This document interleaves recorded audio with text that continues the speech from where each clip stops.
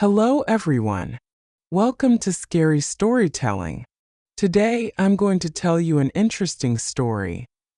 The care facility reeks of disinfectant and shattered aspirations. A holiday-scented deodorizer swings from the four-pole, keeping rhythm with my father's labored breathing. Artificial cinnamon mixes with the tang of remorse. Harsh overhead lights drone monotonously, masking the steady rhythm of morphine droplets. Call me the perpetual underachiever, the champion of participation awards. If existence were a marathon, I'm the runner who face-planted at the starting line and decided to nap there. 35 winters survived, still leasing life's essentials, my crowning achievement being an internet sensation where I ignited a frozen burrito. Behold, master of crusted dinnerware and a credit rating so dismal it might qualify for political candidacy. Crouched in the shadows, I study my father laboring, through each breath like it's his final gulp of a stubborn malted shake. His spherical form resembles a human snow globe leaking its contents into hospital sheets. The charismatic charmer who spent decades as department store Kris Kringle, some dime a dozen Santa, mind you. Families cross state lines for his laptime wisdom. His rosy visage still graces seasonal greetings across flyover states. A living holiday postcard. Meanwhile, I gifted him a digital voucher worth 3 fancy coffees last Yuletide. The deathbed glare he shot me suggested this might be the actual cause of his expiration. His tremor-riddled hand waves me nearer, gears grinding in a broken music box motion. Closer, boy. I scrape the chair across protesting tiles. Regale me again with your 93 retail heroics? His chuckle dissolves into a phlegmy sputter before his expression hardens like week-old fruitcake. Truth time. Did things. I tilt backward, rescued Rudolph from poachers again. Assassin. The word slugs my gut like a brass-knuckled gut punch. His gaze glints with unnerving intensity. Air lodges in my throat, not from shock but perverse hope. Even now, he needed to outshine mortality. Then reality bites, triggering hysterical cackles. Christ pops. Morphine hallucinations got you doing stand-up now. Think a man who sweats glitter couldn't execute surgical strikes. His grin oozes across doughy features, cheeks a-quiver like defective pudding. Verbal functions crash like gridlocked freeways. In my mental catalog of improbable paternal revelations, affection, pride, hidden vaults, this revelation murders the competition and salts the earth. You're spinning bullshit. I choke out. Morphine-induced delusions need medical attention? Blink if we're doing hostage improv here. The old man's laughter rumbles like faulty plumbing, jowls quivering. Dead serious. Had skills. Holiday gig made perfect camouflage. Who frisks St. Nick? His sausage fingers mime a pistol. North Pole special. Silence .45s in the toy sack. I squeeze my eyelids shut. The man's jumped headfirst into the eggnog bowl. Took the entire holiday parade down with him. Professional ethics. He wheezes dramatically, channeling Brando after a 3-pack habit. No mothers. No carolers. Definitely no Halloween enthusiasts. Fingers dig into my scalp. Those Reno conventions weren't about negotiating mall leases. Negotiating lead therapy. He smirks, absurdly pleased. Your pops was the tidying up kind. You expect me to swallow this lunacy. He heaves forward, gravity battling his bulk. That rave-thumping neighbor? Mr. Techno-Terror from apartment 3B. Ice crystallizes in my gut. You claimed he relocated. relocated 6 feet under concrete. His eyes glint maniacally. Best sleep that building ever got. Bull. Shit. My denial cracks like thin ice. Proofs waiting. His breath rattles. Check the cold delivery box. Closet's top shelf. I'm sprinting when the heart monitor flatlines. Not with drama, but the bored beep of a machine clocking out. The apartment assaults with Christmas carnage. Not tasteful Yuletide cheer. This is Kmart Blue Light Special Meet Psychotic Elf decor. Tinsel nooses dangle from ceiling vents. Soldier nutcrackers guard the windows, their chipped paint telling tales of ornament warfare. Artificial snowdrifts bury furniture like the North Pole had diarrhea. I kick a glittering mound, it explodes into choking sparkle clouds. The walk-in closet? That's where Christmas goes to die. Santa costumes march in chronological order. Disco-era polyester atrocities bleeding pinkish red. 90s velvets gone bald from overuse. Leaning against moth-eaten fur trim. A bedazzled candy cane taller than me. Because why? The hell not?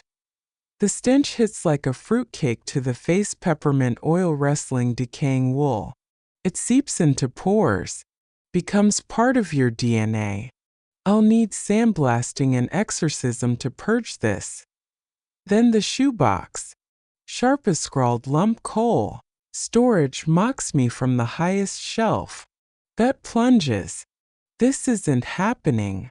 Can't be. Dust mushrooms as I dislodge the container. First artifact. Fractured spectacles with lenses like aquarium glass, smeared with, is that barbecue sauce? Or something requiring DNA testing? I nudge them with a pen, half expecting spectral screams that a gift tag flutters down. To bass drop deba from Santa's Pest Control next. A man's signet ring, inscribed eternally yours Denise. Its accompanying note chills. Client. Denise, excellent snickerdoodles. Target. Ring bearer, chronic infidelity.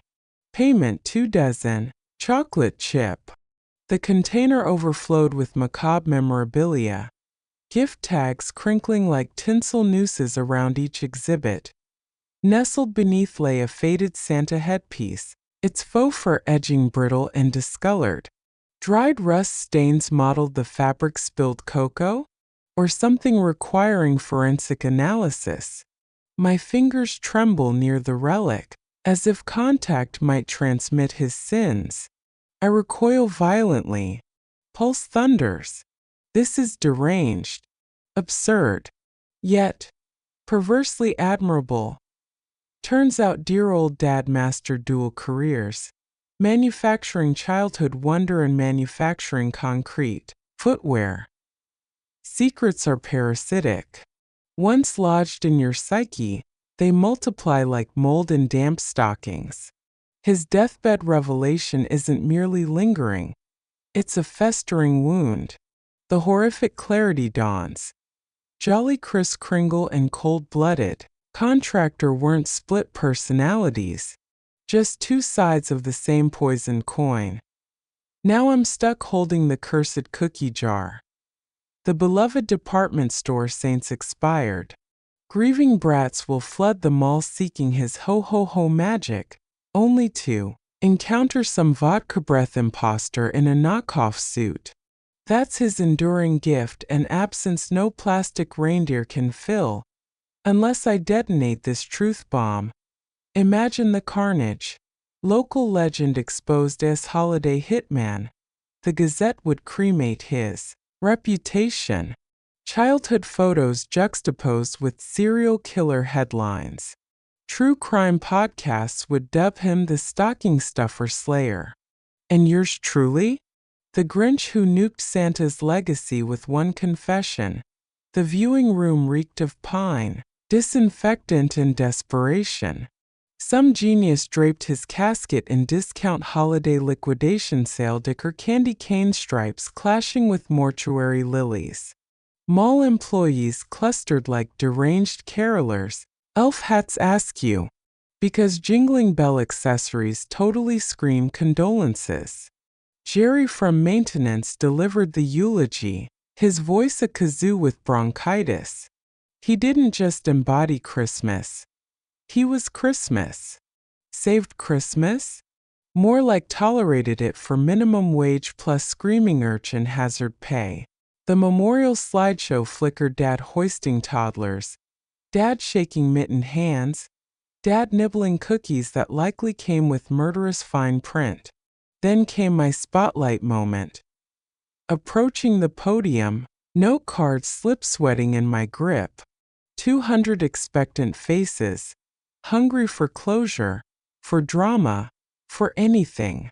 Behold the deadbeat sun eclipsing the dead saint to throat-clearing echoes. My father made impressions. Safe banality. Too safe. The crowd stare burns. Paper rustles. Brain static intensifies. My father was Saint Nick with a body count. The chapel's oxygen evaporated. 200 jaws unhinged. Then Jerry snorted that wet, snorting guffaw of a choking walrus. Santa, Slayer. More cackles detonated. What's next? Mrs. Claus operating a meth lab. Eyelids flutter. They think this is stand-up. Bless their oblivious hearts, I force a laugh like swallowing broken glass. Guess he really slayed the competition. Audience groans drown my Freudian slip. Pivot faster than a reindeer on black ice. Truly, nobody filled that red suit better. Polite applause. Hankies dab eyes. I fixate on the mahogany coffin, its contents rotting with more secrets than a CIA hard drive. Which poison to pick truth buried 6 feet deep, or truth festering in my frontal lobe? The mourners hadn't finished their stale cookies when he materialized. Gaunt relic in a thrift store overcoat, face weathered like barnwood after a hurricane. His handshake crackled with dead skin cells. Frankie, your Pop's business partner. Partner? Since when does Santa need partners? Elven cartel. Condolences. He rasped, sounding about as remorseful as a vulture. Legendary operator. Top shelf. Operator. The word curdles on my tongue. Frankie smirks as I'm dumber than eggnog. He peels back his overcoat, not brandishing weapons but producing a business card. Cheerful yellow font clashes with its message. Kringle Consulting, solving your naughty list since 1984. I recoil like it's anthrax-laced. Bad taste prank. He exhales whiskey fumes. Pops wasn't solo, purrs his honey-dipped gravel voice. Produces a candy cane, snapping it like a neck. Holiday gigs. Tidy alibis. His nicotine-stained grin widens. He bragged you'd ace the role. Dad's twisted mentorship crystallizes. Smile through lies, vanish in plain sight. Swallow secrets whole. Not life skills. Audition tapes. Frankie's proposition hangs like tinsel nooses. I croak soundlessly. He tips a phantom fedora, dissolving into mist like cheap cologne and bad decisions. The card mocks me. Kringle Consulting. Dad always preached find your calling. Some callings hunt you down. Distant jingles taunt storefront bells? Psychosis setting in? Doesn't matter. Facts remain. I despise crotch goblins, worship baked goods, and my beard game? Impeccable.